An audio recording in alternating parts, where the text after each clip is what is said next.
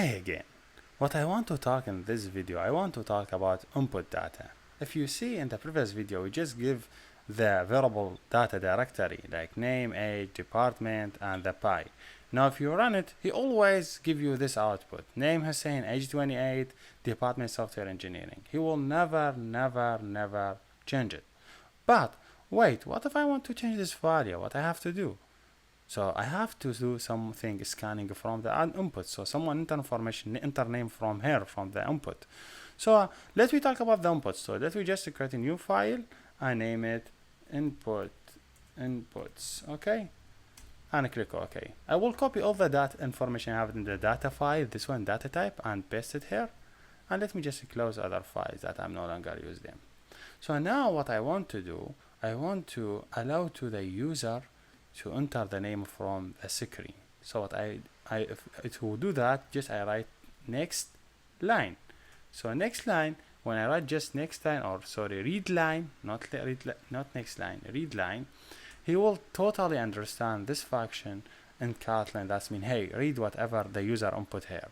So now if you just run it, you will see something totally different. You will not see any output.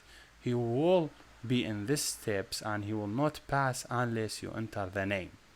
So let me see what we mean by that. So now you will see the screen is empty, doesn't have anything. I don't know why this one.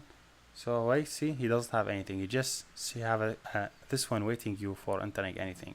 So let me give it Jenna. I just writing Jenna, enter. See, he give me name Jenna, age 28, whatever. If you just rerun it again. So and wait for the output and push. I say wait, some classes have some changes, maybe reload now. Hey, don't show this message in the future. So let me give it Leia input. So I say name Leia, age 28. So what's happened here? If I just add her debugger and I click right and run step by step, so you will understand what is going on. You would see when he gets this line, when the application will run, he will stop on this line. He will ask user to input information.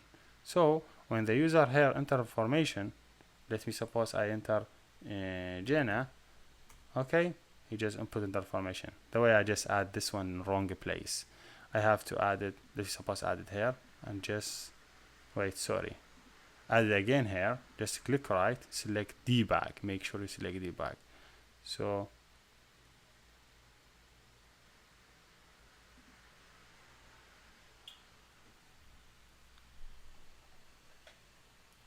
here we go.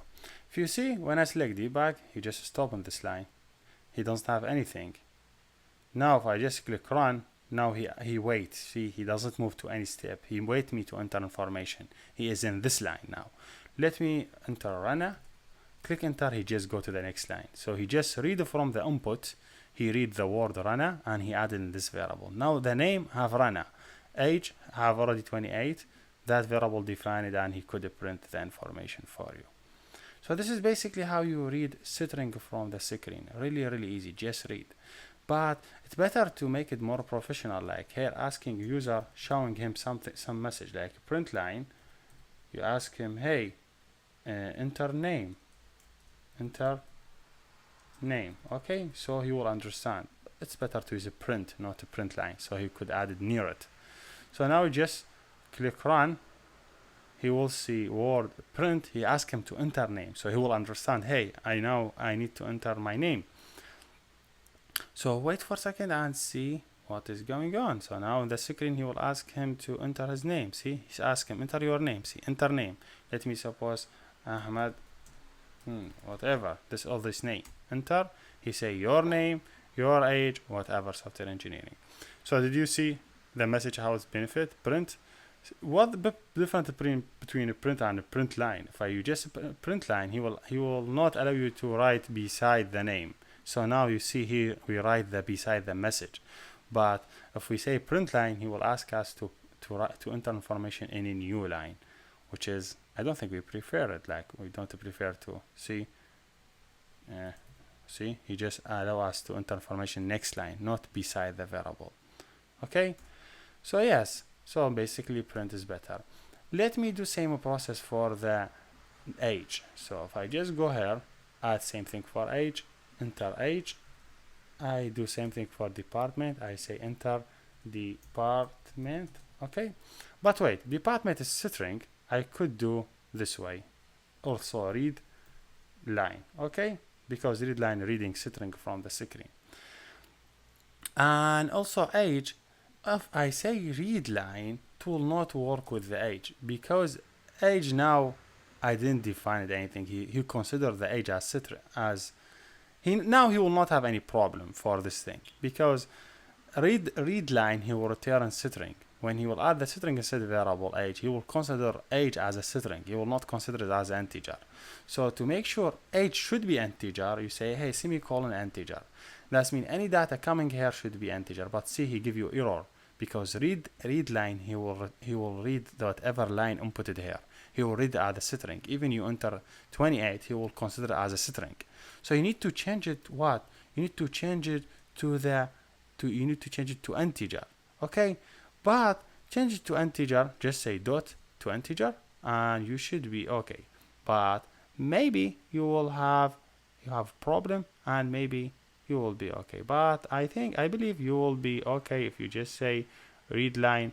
Then I think it doesn't work. So for some reason you cannot do this.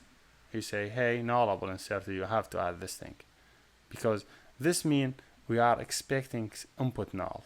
So now he say, hey, the input data is string, please convert it to integer and add it in this variable, because this variable expect data as integer. He will not accept string. Now you have to do the same thing here in the pi. So if I just say read line, okay, read line will expect double here. So I have to say, hey, to double, okay? But this one also not accepted, because need to add double of these, because hey, I will change the input value to be able to read it. So same thing, it's better to take this one up in the variable place, okay, after the department definition, and also make sure a print message ask user to input the pi, okay, and also make sure to print the pi just to show you. Print pi and pi here. So did you see, when I want to read name because string, that's okay to read next line. When I want to read age is integer, I need to convert it to integer, convert the line to integer. When I want to read double, I want to convert the line to double. When I want to again read string, that's okay, just read it, because I don't have any problem. Now if I just run it, the application will be really, really amazing, because now every time I could input different information, I could see different output. So running it and wait for some time until we will see how to work with this variable. So enter name, let me suppose I have name Jenna, enter age 2 year, enter department software engineering, he say enter pi, let me suppose 3.14, and he give us all the information, name Jenna, age 2, department, pi, this value. If you just rerun it again, whatever new information you give it, he will give you a new value. So, and that's exactly what I want. So let me suppose Leia have 1 year, and department is EN, and the pi is 2.11, whatever. So Leia 1 year, the department 11. So did you see how we was able to initialize the variables, and how we was able to read from the screen and do all what we want? So just to be more professional, it's better to say, hey, print line out, just add star output, whatever, just to show it like more professional way, so you will understand the output from the input. You just spread them. So now if you let me just input information for myself, so you will understand everything. So make sure whenever you want to read data from the screen, just use read line. If the data is string, just use read line as you see it here. If the data expect to be integer, make sure say to integer. If double, to double, whatever. So I have name Hussein, I have age 28, I have department software engineering, I have pi 3.14, and see he give me output, and he print all these output for me. So the good thing you have to note in this lecture also, the application get executed line by line. He first when this line, then this, he continues step by step. Asking input, moving next, asking input, moving next. If you want just to keep track, so just add a breakpoint, debug. I encourage you always to use a breakpoint in this time, because they help you a lot to understand how program flow, how to execute a program step by step, and it is really amazing for you as a beginner. So yes, see, he stop in this line, he don't have anything, just click here, he asks screen input enter name, I say Hussein, enter. If you see here now, hopefully I just click next, he will be able to see here, see the variable name is defined. Now I want to run that, enter age, then let me suppose age 28, click enter, then next. If you see here, I have age defined now. If I next say department software engineering, click enter, doing a bit here, you say enter department, what he said, and until now I think he did not run this code unless you just click this one. If you see department software engineering, now I have it. Yes, enter pi, just ask pi 3.14, click run, enter. If you see here define, see now I have 4 variables, name, age, department, all these are saved in the memory. So what this means, that means this variable lives now in memory, because we said, hey, when we define variable, the variables will lives in memory. So now you have output, so he will start printing them. He have them in memory already, 4 of these variable name. So when he ask him to print the name, he will understand what he will print. He print Hussein. When he will ask him to print age, he will go to memory, look for age, and print age. When he go to the pi, he go to the memory, read pi, and print it.